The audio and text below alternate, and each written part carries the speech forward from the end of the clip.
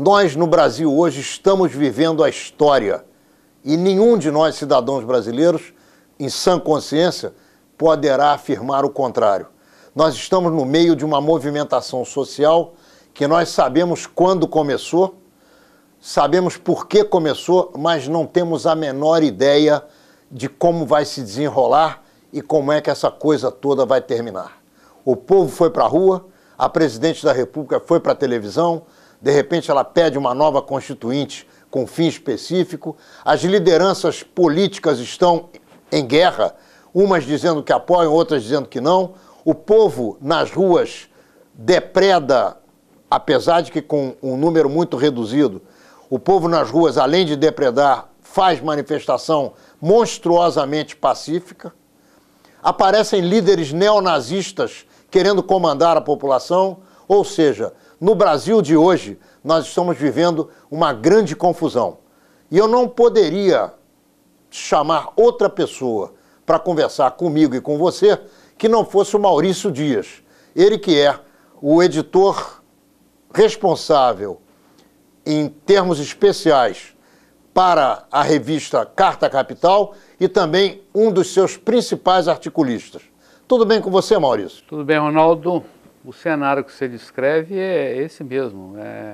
Mas eu vejo nesse sinal, nesse movimento, um sinal muito positivo. Eu acho bom, democracia é isso. Numa crônica de 1892, o Machado de Assis, mesmo emparedado naquela sociedade conservadora e elitista, ele ia ver no Congresso muitos os debates e as pessoas se manifestavam e alguém quis acabar com aquela manifestação. E ele escreveu uma crônica belíssima e duríssima dizendo que democracia é isso mesmo. A democracia não é paralítica, ela se movimenta, ela ri, ela assovia, ela aplaude, ela vaia. Menorá na TV entrando no ar mais uma vez. Maurício, você que me dá a honra de caminhar diariamente comigo, nós temos uma convivência, no mínimo, de 2 horas por dia, que é maior do que a convivência que eu tenho com meus filhos hoje em dia, que são adultos, e certamente maior do que a que você tem com os teus filhos. Então nós temos hoje uma proximidade e uma intimidade enorme. E você sabe das minhas preocupações. Você sabe que na minha condição judaica, eu não admito certas coisas que me levam a enlouquecimento. Nós estamos hoje gravando o programa. Hoje é uma terça-feira e sai nos jornais do dia de hoje a liderança nociva de alguns neonazistas querendo levar parte da população que se manifesta pacificamente a praticar o ato da mão levantada ou do braço estendido que homenageava o Führer nazista, o Adolfo Hitler. Você acredita que isso possa vir a pegar num país como o Brasil? Ronaldo, eu, não só por conversar com você, eu entendo profundamente a sua preocupação. Mas quero te dizer que para mim e para a maioria da população brasileira isso é motivo de riso. Isso é inviável, como é inviável um golpe militar, e como é inviável, e como a sociedade condena, por exemplo, o vandalismo que é feito nessas manifestações pacíficas. Então, sinceramente, eu acho motivo de chacota. Entendo? Eu não sei, entendo a sua preocupação, mas não vejo, olhando o cenário, mas não há nenhuma condição de movimentos assim progredirem. A sociedade rechaçará, isso não vai crescer. Enfim, isso fica do tamanho que está. Então vamos voltar para o nosso problema, que é o problema complexo da sociedade e da cidadania brasileira. Você acredita que estas manifestações também respinguem no ex-presidente Lula e na atual presidente Dilma Rousseff? Ou você acha que é mais do que respingar, que eles são alvo bastante gordo desses tiros que a sociedade vem dando por aí? Ô, Ronaldo, qualquer manifestação popular nas ruas, ela automaticamente atinge quem está no poder. O prefeito, o governador e o presidente da República. É claro, e essas manifestações, para usar a expressão de hoje, elas são compostas por várias tribos, inclusive a tribo de imbecis, para lembrar uma que você citou ainda agora. E a tribo dos violentos, né? Violência, eu só penso na violência no que eu chamaria, e pode parecer um paradoxo, na boa violência, entendeu? Não na má violência. A boa violência é a violência que transforma o país. A violência, em suma, revolucionária, eu não vou temer a palavra. Entendeu? Foi a violência francesa, foi a violência da Guerra Civil Americana, e foi a violência na Alemanha, se você olhar, todas as sociedades mais avançadas, elas tiveram conflitos internos profundos e com muitas mortes, muita violência, e o Brasil não teve isso. Você pode pensar que é um dado positivo, eu não. Eu acho que é um dado negativo, porque só quando, no processo de conflito da sociedade, um lado se impõe, é que você tem chance de avançar. Quando você ouvir, ou qualquer um que ouvir, a palavra "eu quero todo mundo unido", "eu quero unir a sociedade de A a Z", isso não existe, né? É mentira, é uma forma de você não fazer nada, porque há conflitos na sociedade. Então, cito aqui um político muito homenageado, simpaticíssimo, figura de convivência muito agradável, falando que convivia, eu denuncio minha idade, mas enfim, que é o Tancredo Neves, né? O Tancredo se jubilava de ser um ponto da conciliação. Agora, esse país é tão confuso nesse ponto que certa vez eu vi um doce ser humano que é integrante do PCdoB, disputava a presidência da Câmara e ganhou, porque ele foi um tercios, ele subiu, quer dizer, e o homem do PCdoB, em princípio, é um homem da luta de classes, né? E ele subiu e disse assim: eu vim aqui para conciliar. Então, você nota que o Partido Comunista do Brasil, enfim, em vez de estimular o confronto de classes, parte para a conciliação. Aliás, ele disse claramente: eu sou o homem da conciliação. E eu tenho pavor, porque acho que essa conciliação tem prejudicado muito a história do Brasil.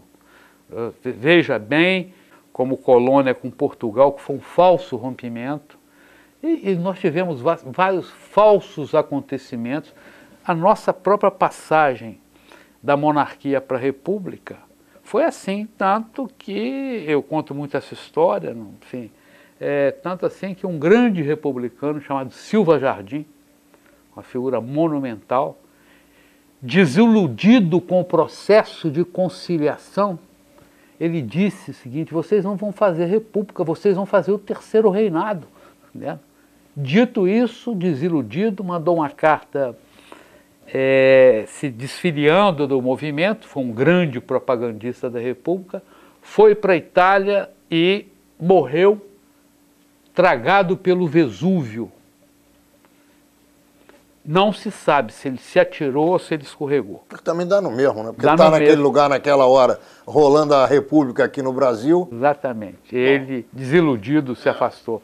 Nós estávamos tranquilamente em casa, esperando o começo da Copa das Confederações, porque nós também gostamos de futebol.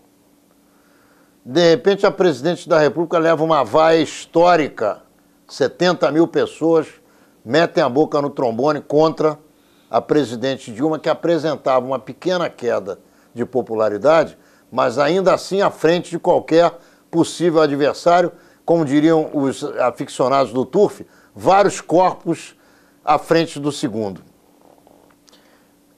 Eu te perguntei, você vai me responder agora, sobre os respingos do movimento em cima das lideranças, e você disse que qualquer líder nessa altura do campeonato, quando há movimento popular, recebe essas pancadas. Qual foi o teu sentimento quando você percebeu que havia alguma coisa em marcha que significaria a voz das ruas mais uma vez no nosso país? Ronaldo, vou discordar de duas coisinhas pequenas na sua introdução. Primeiro, um cálculo numérico. Acho que não foram 70 mil, foi metade, não foram 70 mil pessoas. E segundo, a queda não foi pequena, foi grande. A queda no ótimo e bom de aprovação do governo da presidenta Dilma teve uma queda de 8%. Tem vários institutos, mas o número... médio é esse. O número médio é esse. Então, por que a vaia na Dilma? Vaia faz parte da democracia, eu não sei por que o Blatter se intrometeu querendo pedir respeito em nome da Dilma. Intromissão, que autoridade ele tem para se dirigir a uma massa brasileira e pedir respeito, enfim. É um dessas... Mas, enfim, eu acho que está sujeito, o governante está sujeito à vaia. E acho que uma parte, não adianta se iludir, quer dizer, o governo se iludir. Há uma deterioração nas grandes cidades, deterioração da qualidade de vida. As pessoas sentem isso claramente. Você está falando de transporte público, educação, saúde... Exatamente. Violência urbana... Isto. Veja bem, isso foi piorado, curiosamente, por um processo positivo. O governo Lula, mais Dilma, um pedaço de Dilma, eles incorporaram 40 milhões de pessoas no processo econômico. Não está preparado, a administração federal não está preparada para atender isso. A atividade privada não está preparada para atender isso, principalmente com a visão que existe no Brasil. Em vez deles pensarem em ganhar escala, eles continuam querendo ter uma margem de lucro de 50% a 60%. Então os serviços estão sobrecarregados. E isso é mais uma coisa que contribui. Mas eu também tenho sou um pouco cético com uma frase que hoje é repetida muito aí: o gigante despertou. Não é que eu anteontem encontro uma foto de 1964? O gigante estava lá. O gigante despertou. Eu acho que despertou, cansou, dormiu e hibernou. Então, agora eu tenho uma visão crítica, não é uma visão crítica, eu acho ótima a manifestação pacífica, acho ótimo, acho importante, tem que pressionar o poder, isso é absolutamente natural. Agora, tem que ter também compreensão, mas não sou eu que tenho que falar isso, que os processos são difíceis de serem mudados. O processo é difícil, principalmente em função da estrutura de poder que a gente tem e da forma do presidencialismo brasileiro, né? Que você tem que agregar na sua base de apoio uma enormidade de partidos, e aí aquele processo natural, mas não que seja positivo, natural de troca, toma aqui um ministério e me dá cá o seu apoio, isso é natural, mas o que me preocupa muito é ser um movimento afastado da política, supostamente afastado da política. Eu acho que há forças, sem desprezar a pureza que tem o movimento, há forças políticas que atuam atrás disso. Entendeu? Ninguém consegue ficar quietinho quando vê uma oportunidade dessa. Então, não acredito, e vou me arriscar aqui, no prolongamento dessas manifestações.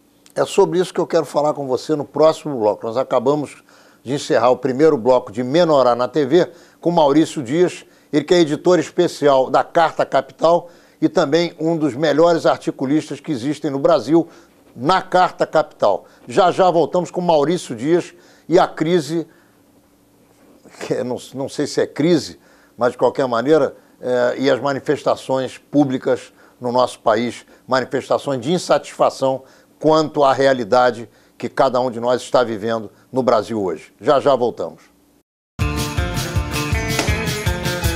Maurício, quando você fala que não acredita na longevidade dessas manifestações, essa é uma das grandes incógnitas. Você não tomou risco, você colocou aquilo que você pensa. Nós já estamos no 9º dia de manifestações e eu imaginei que essas manifestações iriam parar por volta do 4º dia. Será que vão mesmo parar? Por que você acha que sim? Ô Ronaldo, ou isso avança para um processo revolucionário? Isso.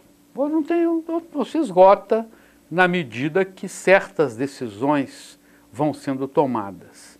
Agora nós estamos no calor da hora, ainda não é possível fazer uma reflexão muito madura sobre essas decisões tomadas, anunciadas pela presidenta Dilma, inclusive com a convocação de uma Assembleia Constituinte exclusiva para fazer uma reforma política. E o que impulsiona disso é que há 50 propostas, o número é exagerado, mas uma enormidade de propostas políticas. Você não tem medo de uma constituinte que desestabiliza a democracia brasileira, não? Nenhuma. A democracia brasileira está muito madura. Agora, nesse meio todo, eu acho que você veja bem o que a pressão também faz.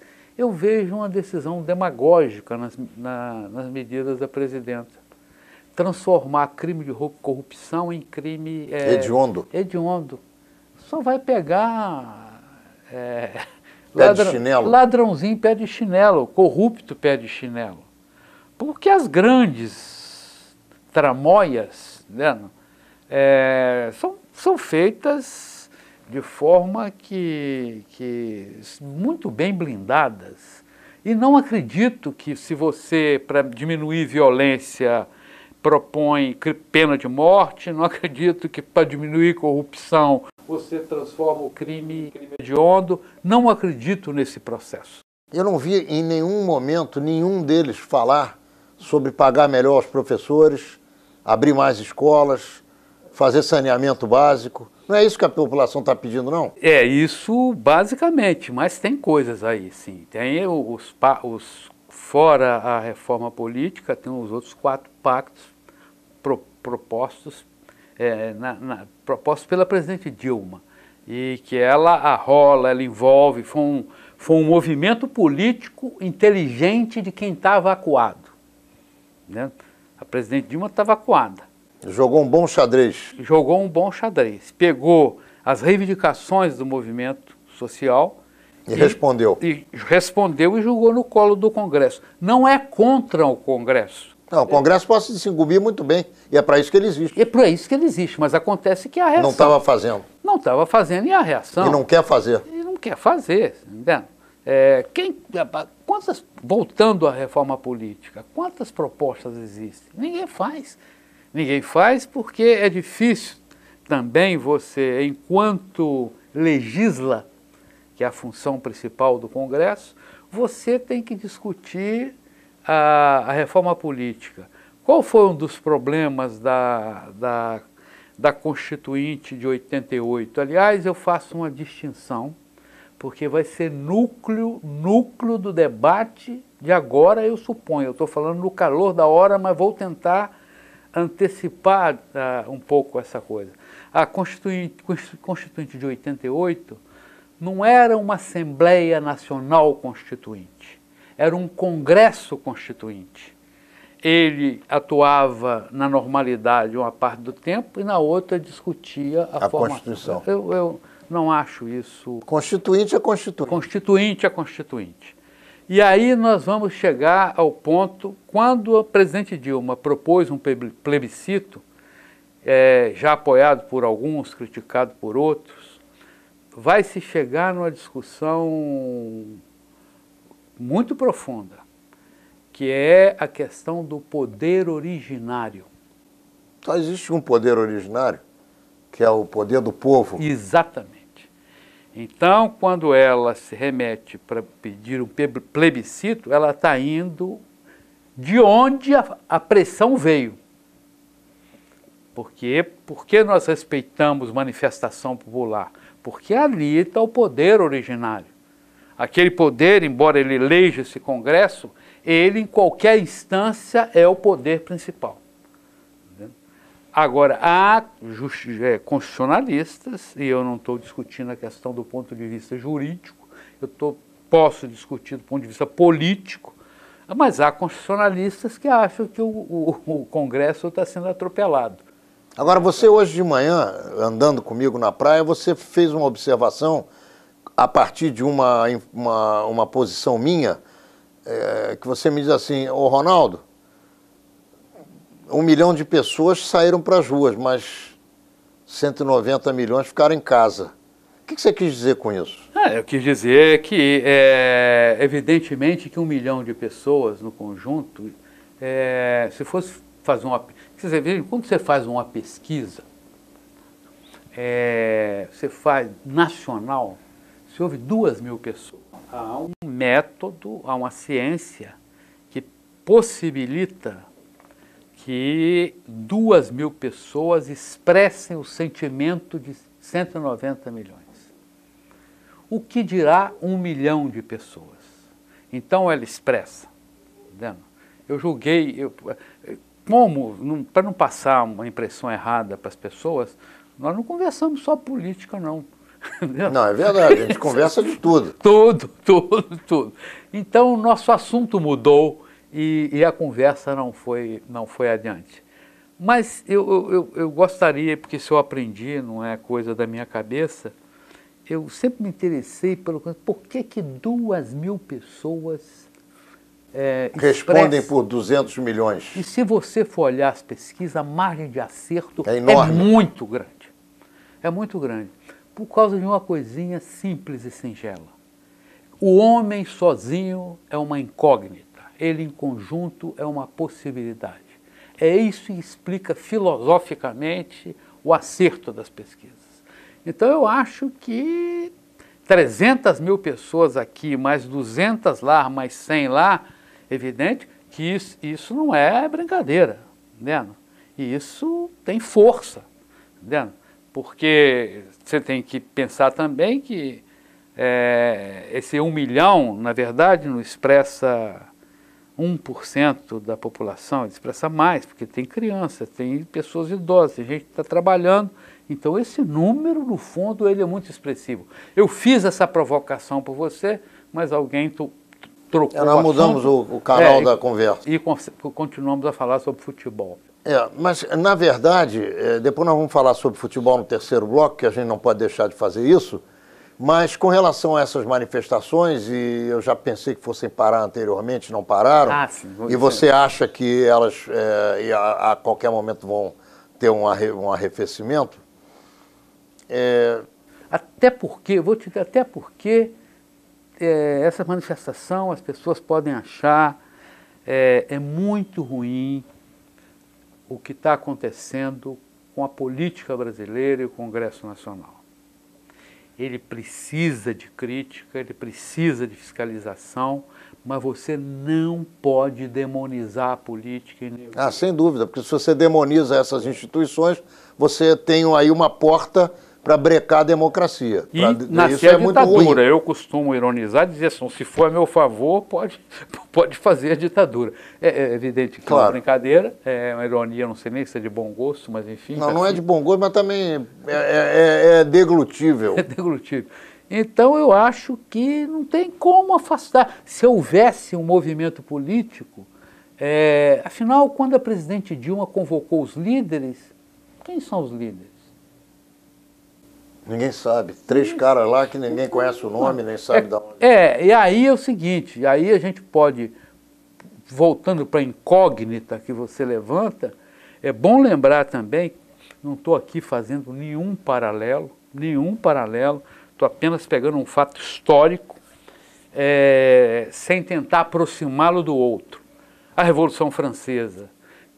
Ninguém tinha ouvido falar em Robespierre, Marat, em Danton. Esse pessoal surgiu dentro, o movimento faz os seus líderes, desde que haja tempo e desde que o objetivo seja muito claro. O objetivo dessas manifestações é muito difuso.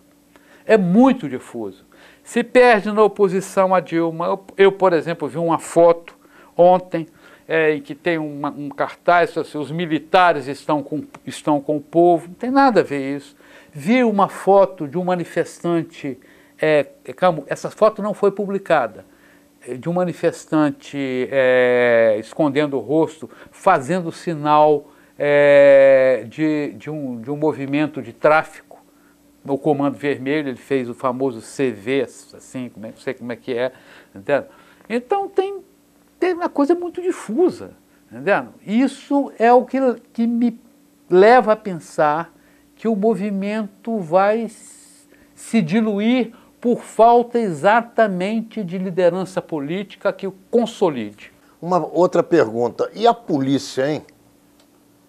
A polícia, meu caro, no Brasil, foi feita para impedir, a política é feita para reprimir a população mais pobre.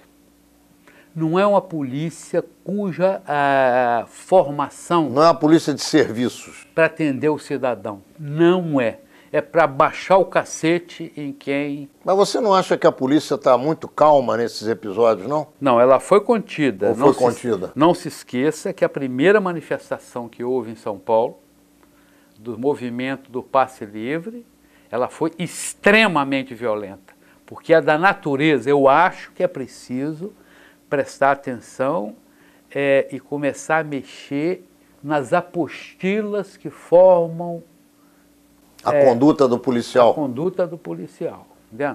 Há muitos anos atrás eu li uma matéria numa revista internacional que é curioso, né? Por que a polícia se torna má? Entendeu? Foi quando massacraram um negro nos Estados Unidos, a polícia, foi um caso muito famoso. E aqui eu acrescentaria, por que a polícia se torna má e corrupta? Entendeu? Por quê? Ronaldo, a base disso é a própria sociedade. A sociedade quer uma polícia que ela consiga manipular. E estou falando da sociedade que manda, que tem poder. Porque se o filho de alguém atravessar um sinal... Veja bem, vou dar um exemplo, o filho da atriz Cissa Guimarães. Ele estava inadequadamente com os amigos, brincando no túnel que vai para a Barra da Tijuca. Dois irmãos. Dois irmãos, brincando de noite, e o túnel estava fechado para o tráfego. Vem um sujeito correndo lá, enfim, pé na bota, enfim. Passa por cima dele. Passa por cima dele. Lamentável, dramático. Agora, o que o pai fez? Comprou todo mundo que podia. Comprou o policial e já levou o carro para ser. E isso é o que acontece aqui. O que leva a sociedade quer isso, a polícia quer isso. A sociedade quer essa polícia, entendeu? Que vai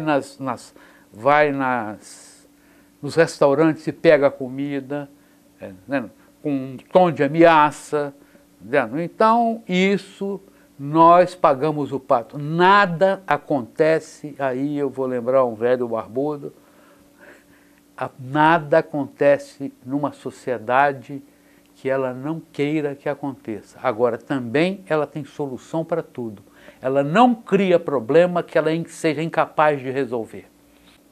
Tá certo. Estamos encerrando o nosso segundo bloco com Maurício Dias e conversamos bastante sobre o que está acontecendo aqui no Brasil nesse momento.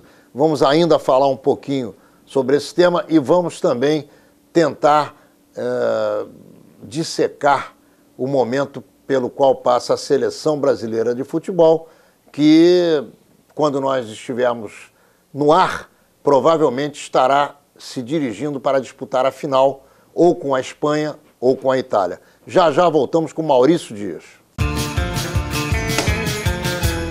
Maurício, feitas as conjecturas, as considerações... Não, eu quero lembrar que você está muito otimista. Eu estou muito. Você Com futebol, brasileiro? nós vamos falar disso daqui a pouco. Eu quero saber de você...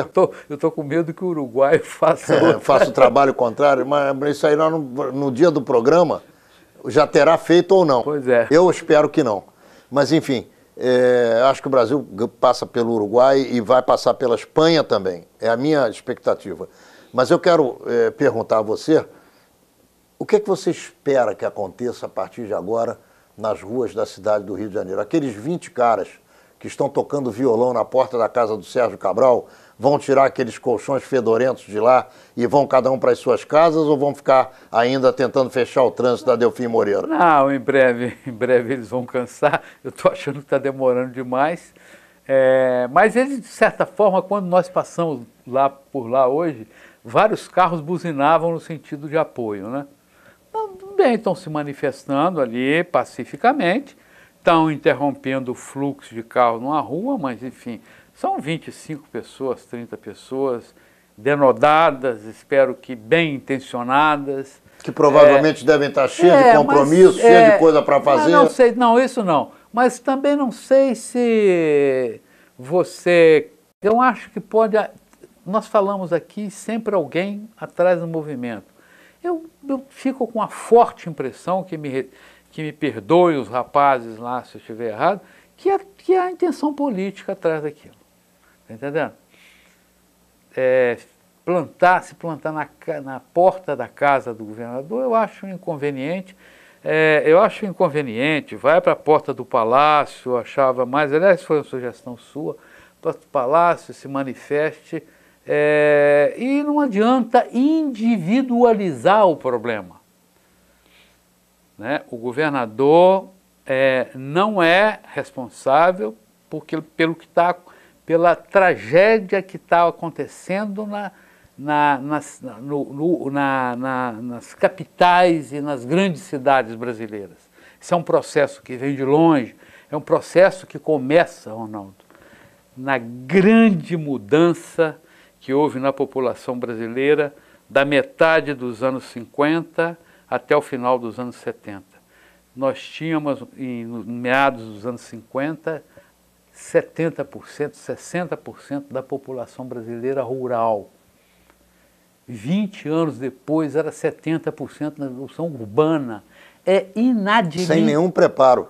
Inadministrável isso. Agora, por que não fizeram isso? Porque não fizeram uma reforma agrária lá atrás. Isso também é verdade. Se tivesse mantido o homem no campo, nós não teríamos essa circunstância Exatamente. Atual. Me lembro, permita fazer mais uma citação aqui, inclusive de um monarquista, que é o Joaquim Nabuco. Ele batalhou, ele teve uma participação muito grande na luta pela libertação dos escravos. E quando isso aconteceu, ele fez uma observação, está no livro dele, Minha Formação, em que ele diz assim: não é bastante acabar com a escravidão, é preciso também acabar com a obra da escravidão, porque senão essa marca vai se prolongar 300 anos para dentro da história do Brasil. E ele não errou, não. E o que era a obra da escravidão? Era o latifúndio e o analfabetismo. Eu acho que o doutor Joaquim Nabuco acertou. Sem dúvida. Enfim, vamos falar de futebol. Futebol. Você está animado? Eu estou animado. Como é que você sente hoje a seleção brasileira cometendo faltas que nunca cometeu, marcando pressão em cima do adversário, mordendo o calcanhar daqueles que querem empolgar o poder e passar por cima da defesa brasileira? Eu vou citar uma coisa que você me falou e esqueceu, e talvez já tenha esquecido. A impressão que eu tenho, e a impressão derivada da sua observação, é que o jogador brasileiro que é dono de uma capacidade técnica fenomenal. Eu não esqueci não tem preparo físico qualquer. Não é só isso não. Ele não sabe, o jogo hoje é muito mais de choque e ele não sabe desarmar o adversário sem cometer falta. Isso se dá por esse motivo que é consequência para mim. Na minha avaliação, a causa é a falta de preparação física, que não é só ter aerobicamente a condição de correr atrás de uma bola, ou de correr com a bola, ou de correr para a bola, mas é mais do que isso.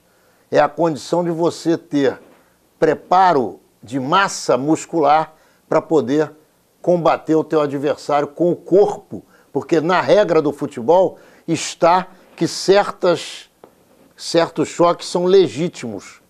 O juiz não vai apitar falta, mas esses choques só podem te dar a vitória da bola se você estiver preparado muscularmente para isso. E me parece que os atletas brasileiros não têm esse preparo. Ronaldo, eu não sou um analista de futebol, mas acompanho e faço minhas observações. Eu vou arriscar mais uma questãozinha que surgiu agora. Vamos lá. Eu acho que nós podemos também estar dentro de uma tradição falida.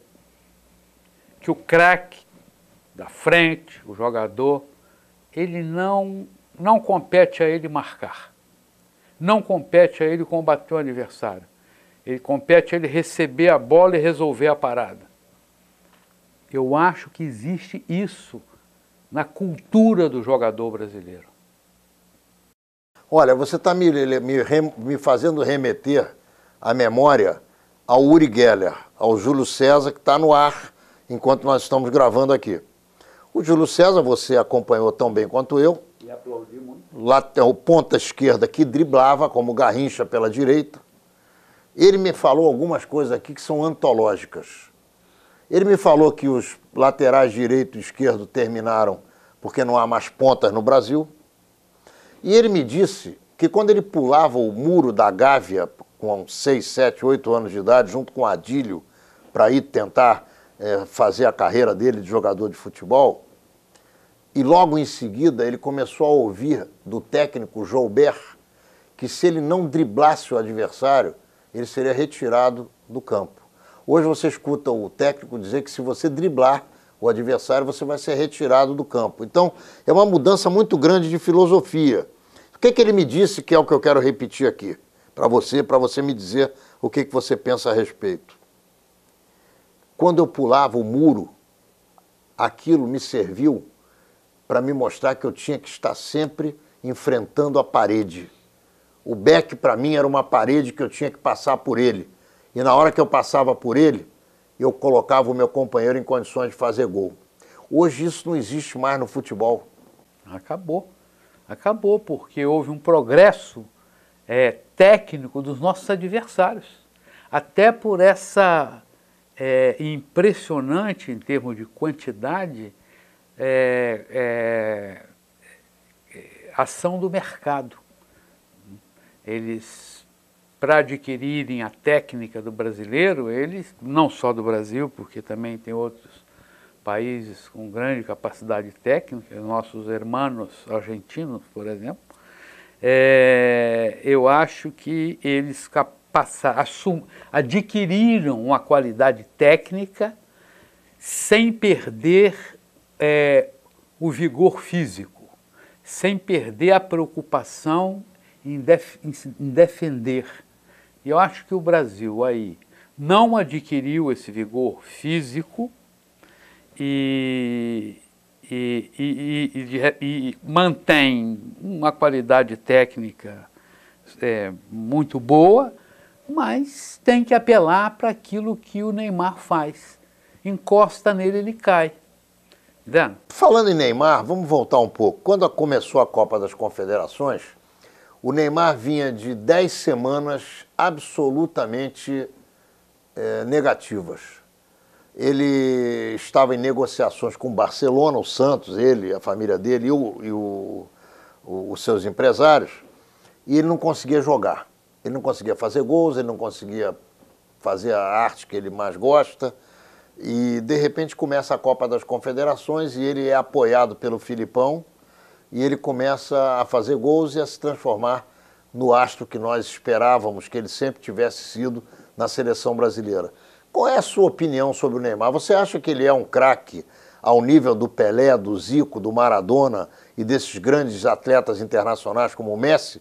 Ou você acha que ele é uma promessa que vai se apagar como a chama de uma vela que quando gasta o conteúdo dela, ela se apaga e não acende de novo? Não, que vai se apagar não posso dizer e nem torço, mas que ele está longe de ser páreo, comparável aos nomes que você citou, também está longe, está muito longe.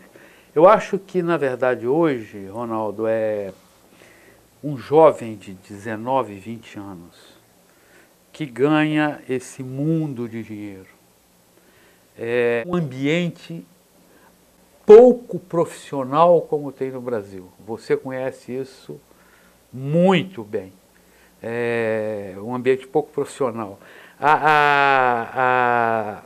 O assédio do marketing e das namoradas tira o foco do futebol, mexe com a cabeça das pessoas.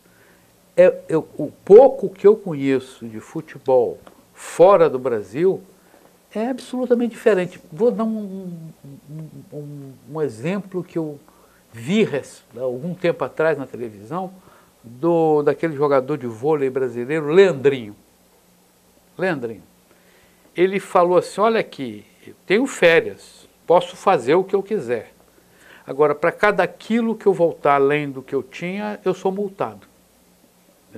Então, a barra é diferente. Aqui é um maldito paternalismo, tá entendendo? Que destrói a possibilidade, não é só isso, mas ajuda a destruir a possibilidade de você montar um ambiente profissional rigoroso e sério. Quem seria o Filipão de ir para linha próxima ao campo e dar as broncas na seleção espanhola ou italiana que ele dá na seleção brasileira? Há uma diferença no trato. Ele é o paizão, ele é o paizão da família Filipão, isso tudo me parece uma patuscada absolutamente indigesta. Indispensável. Independentemente dessa patuscada, você acredita que o Brasil vá ganhar a Copa das Confederações e vai fazer uma brilhante Copa do Mundo? Qual é a sua opinião? Ronaldo, você sabe que eu não acredito em objetividade nem isenção. Então, quando a gente fala de futebol... Nós estamos torcendo. Torcendo, quase sempre torcendo. Mas te confesso, por exemplo, que eu, como não sou fanático, nunca fui, por nada, eu, de repente, me vi solidário com a Itália, com aquele impedimento que ela fez o gol e não foi marcado, com a falsa falta marcada pelo juiz sobre o Neymar. Aquilo me deixa indignado. Eu não sou a favor de que tudo vale e de que a vitória do Brasil com um gol aos 40, aquela coisa, né? Um gol com a mão aos 45 minutos. Eu acho um absurdo. Assim como elogiam muito aquela famosa cena do grande Nilton Santos, fez um pênalti, correu para fora da área. Foi para fora da área, considero aquilo ali uma coisa brilhante. Eu fico triste com aquilo. No final você não me respondeu. Você acha que a gente ganha ou não ganha essa Copa das Confederações? Não, é evidente que eu acho. Você quer que ganhe? Quero que ganhe. Eu quero saber se você acha que nós vamos ganhar. Acho que temos dificuldade a começar a passar pelo Uruguai. Nós estamos falando, depois pode me cobrar, me vaiar, a vaia faz parte. Não, mas vai ser um jogo difícil, sempre vai ser um jogo muito difícil, uma defesa meio complicada, com 3 atacantes que estão acostumados, o Luiz Soares, o Forlan e o terceiro, cujo nome... começa com C, Cavalli ou Cavelli, alguma coisa assim. Cavani. São 3 jogadores... Indigestos, porque eles vão recuar, esperar, enfim, e aí vai ser obrigado de novo o Neymar fazer mais faltas do que faz. Tá bom. Ô Maurício, muito obrigado pela tua participação aqui no Menorá na TV. Eu quero te oferecer os nossos microfones, as nossas câmeras, para que você faça suas considerações finais e se despeça dos nossos ouvintes. Conta uma história que contam sobre o Garrincha no México, né? O repórter chegou perto dele e falou assim, entrevistou o Garrincha e aí voltou assim, suas despedidas ao micrófono. Aí ele disse assim, adeus micrófono. Menorá na TV entrando no ar mais uma vez na quarta-feira que vem, se Deus quiser, às 10 horas da noite e repetidamente em todos os horários que você já se acostumou a nos assistir durante a semana. Nos vemos lá.